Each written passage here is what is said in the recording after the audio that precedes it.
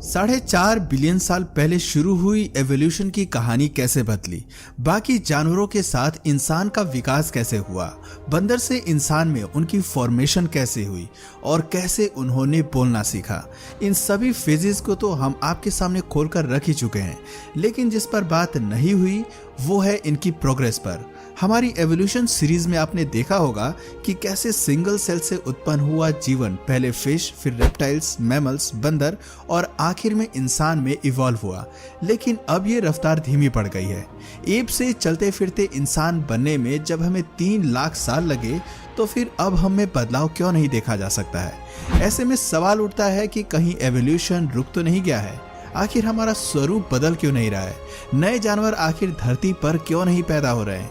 Evolution की दौड़ में तो हमने सबसे आगे निकलकर बाजी मार ली थी, लेकिन अब कहीं ऐसा तो नहीं कि दूसरी प्रजाति हमें इस दौड़ में हराने वाली है। कहीं ऐसा तो नहीं कि प्रकृति ने अपना नया दावेदार चुन लिया है और अब सत्ता इंसान के हाथ से दूसरी प्रजाति के हाथ में जाने वाली है। आज की इस वीडियो में चलिए एवोल्यूशन से जुड़े इन सभी पहलुओं को टटोलते हैं और इनके सटीक जवाब जान लेते हैं। इतिहास के पन्नों में जब हमने अपने विकास की कहानी शुरू करी थी, तो काफी तेजी से हम एवोल्यूशन की ओर बढ़े थे। आपको याद होगा कि कैसे एनवायरनमेंट कंडीशंस हमारे विपरीत होने के बाद भी हमने अपने अस्तित्व को बरकरार रखा था। नई चुनौतियों से लड़ते हुए भी हमने खुद को इवॉल्व किया था। हमारे आगे बढ़ने की इस चाह के चलते ही डायनासोर से ये सत्ता हमारे हाथ में आई थी। उनके खात्मे के साथ ही हमारे राइज की बारी आई थी। हमने केवल पेड़ से उतरकर जमीन पर ही अपनी यात्रा जारी नहीं रखी, बल्कि गुफाओं में भी घर बनाए। भोजन के विकल्प कम होने पर हमने शिकार करना सीखा, तन को ढकने के लिए कपड़े बनाना सीखा। कहने का मतलब है कि जब बाकी जानवर अपने आप को परिस्थितियों में ढालने में व्यस्त थे, तब भी हम खुद को और अपनी परिस्थितियों को बदलने में लगे हुए थे। हम नेचर के बदलने से पहले ही स्थितियों में बदलाव लाना सीख गए। कुछ लाख सालों में ही हम बंदर से चलने फिरने, बोलने और समाज में रहने वाले इंटेलेक्चुअल इंडिविजुअल में बदल गए। हमारी चॉइस केवल पेट भरना ही नहीं रही, बल्कि एक समाज को विकसित करना भी रही। इसलिए शायद हम काफी तेजी से ग्रो कर पाए। इसी का नतीजा है कि इंसान की संख्या आज धरती पर सबसे ज्यादा है, लेकिन ये रफ्तार कहीं ना कहीं अब धीमी पड़ गई है। साल 2000 में एक पैलेंटोलॉजिस्ट स्टीफन जे क्लाउड ने तो ये तक कह दिया था कि 40,000 या 50,000 सालों में मनुष्य में बायोलॉजिकली कोई बदलाव नहीं हुआ है।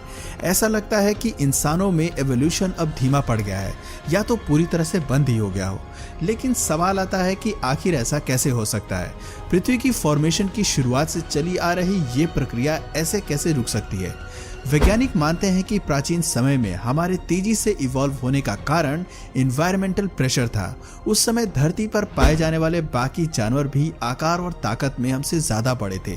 शिकार करने से ज्यादा कई जीवों के लिए हम खुद एक लजीज पकवान थे। ताकत के दम पर वो बड़ी आसानी से हमें पकड़कर अपना भोजन बना सकते थे। ऐसे में इस स्थिति से बाहर आने का एक ही रास्ता था, और वो था हथियारों का आविष्कार। जब इंसानों ने पत्थर और लकड़ी को शार्प करके हथियार बनाना सीखा, तभी वो धीरे धीरे बैटल ऑफ के खेल में शार्प होता गया। निचले स्तर से वो खुद को फूड चेन के सबसे टॉप पर लेकर आया।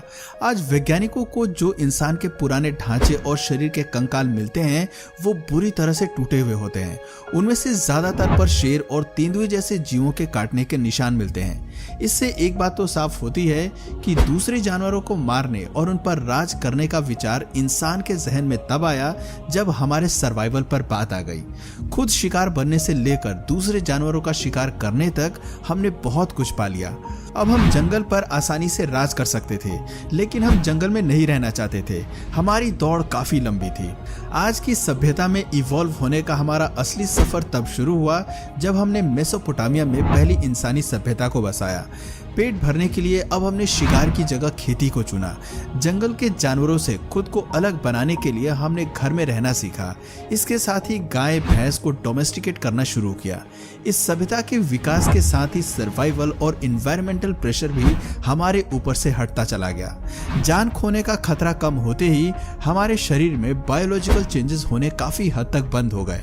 आपने देखा होगा कि आज भी तकनीकी रूप से हम सदियों साल पुराने इंसानों की तरह ही दिखाई देते हैं। ऐसा इसलिए भी क्योंकि इंसानों ने अपनी मेडिकल फैसिलिटीज पर काम किया, सभ्यता को एक परफेक्टली फिट बॉडी और लाइफस्टाइल देने की कोशिश की, लेकिन इस कोशिश में कहीं ना कहीं हमने नेचुरल सिलेक्शन थ्योरी रोक दी।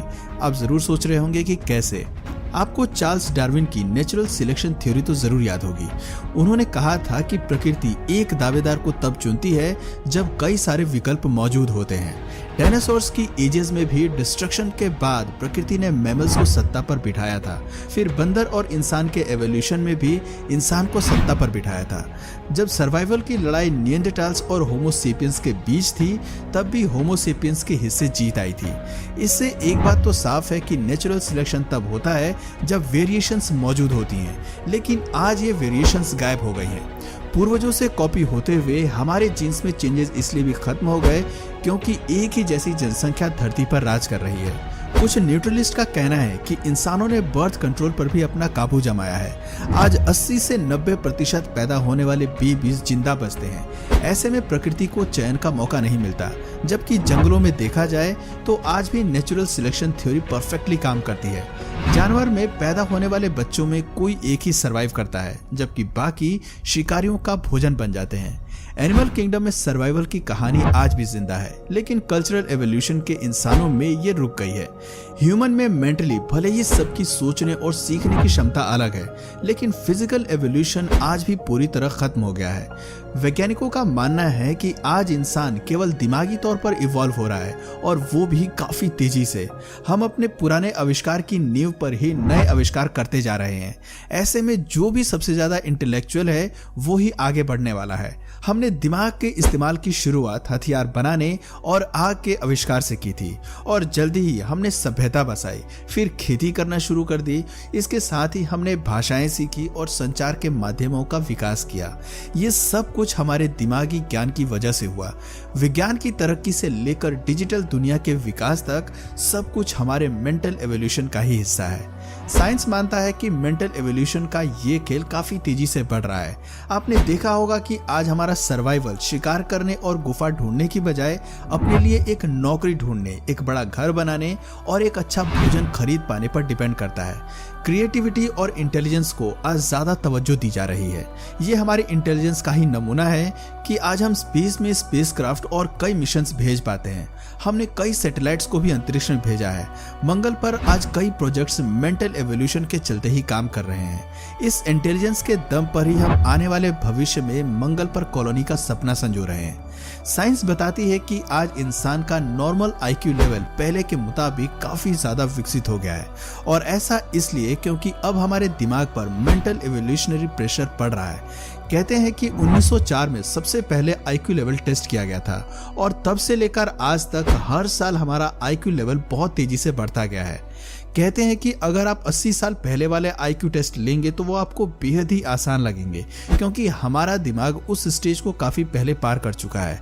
इसका साफ मतलब है कि गुफा में रहने और हथियार के जरिए जानवरों का शिकार करने वाले इंसानों में दिमाग का विकास ठीक तरह से नहीं हुआ था।